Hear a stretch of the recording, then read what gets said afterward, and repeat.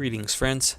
Today we're taking a look at a collection of free-to-play games called Pocket Wonder Sport, available for PC and, amazingly, PS Vita. This collection is available on itch.io and I've got a link in the comments. This small collection of 10 totally not bootleg games is very reminiscent of what you might find on a rip-off NES or Game Boy, but in a good way. These games are designed to be quick to play and intuitive. These games are a fun way to kill some time on a coffee break. Here's a description of all 10 games. Dead Ice.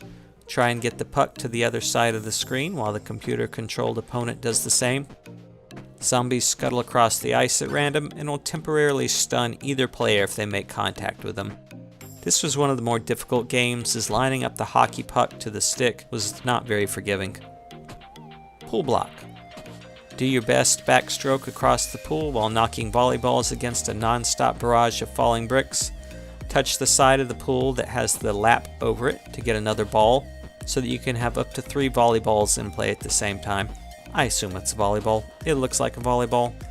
This is actually a pretty nice variant on Brickout. If you don't know what Brickout is, ask your parents. Curse of Abath.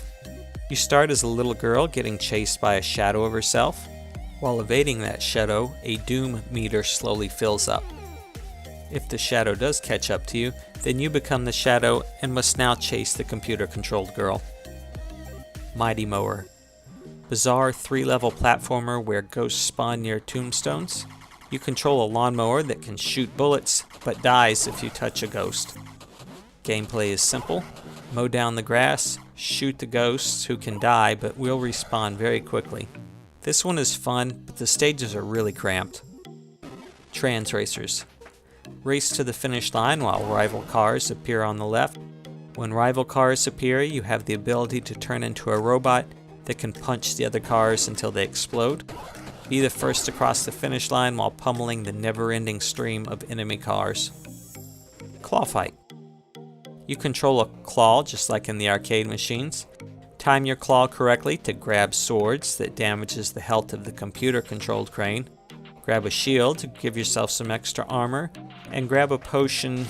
You know, I never got a potion. I don't know what they do, but it was probably something good.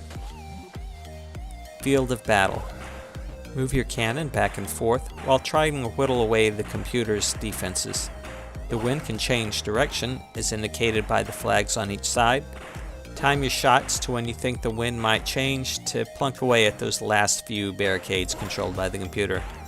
The computer will of course be shooting at you as well, and there is strategy involved in using your cannon to block the computer-controlled bullets. Architect. Drop houses onto a bridge as the screen scrolls up. You choose when to drop the houses, but you can't control the left and right motion of the crane holding the houses. Drop enough houses and the screen automatically scrolls up, and from this point on, if you drop a house and it doesn't land on top of another house, you lose. The crane moves faster and faster, making the difficulty ever increasing. Plays a thief, collecting all the gold on each level while avoiding the guardians who randomly move about. You can use stairs to warp across the map. There is limited lighting so that you can really only see what's immediately around the thief. While you can take stairs to avoid other enemies, you never quite know what's going to be on the other side of the stairwell when you come out. Bioterror Extreme. Last and actually my favorite game of them all. Shoot waves of zombies and monsters as they work their way down from the top of the map. You can't move when you're shooting, so there's strategy on when to shoot and when to move. There's a nice variety of enemies and even 2 boss battles that make this one the most fleshed out game. This collection of fake bootleg games is entertaining in short bouts, and I really enjoyed the aesthetics of it. It's free to play on itch.io, but I'd encourage you to throw the dev $1 or $2 if you enjoyed the game collection.